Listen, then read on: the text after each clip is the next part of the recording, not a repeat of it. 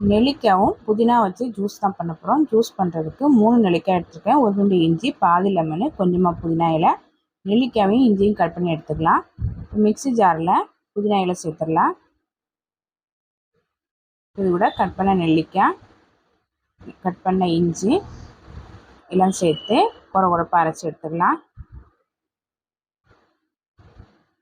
இது கூட 1 ஸ்பூன் அளவுக்கு பனங்கற்கண்டு சேர்த்துடலாம். பாதி லெமனை பிழிஞ்சு சேர்த்துடலாம். ஜூஸுக்கு தேவையான அளவு தண்ணி சேர்த்து அரைச்சி எடுத்துகிட்டு வந்துடலாம். இப்போ அரைச்ச ஜூஸை ஒரு பாத்திரத்தில் ஒரு வடிகட்டி வச்சு வடிகட்டிடலாம்.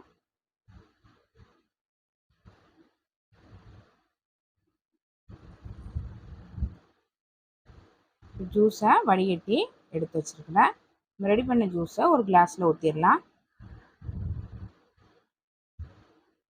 ரொம்ப ஹெல்த்தியான நெல்லிக்காய் புதினா ஜூஸ் ரெடி. ட்ரை பண்ணி பாருங்கள்.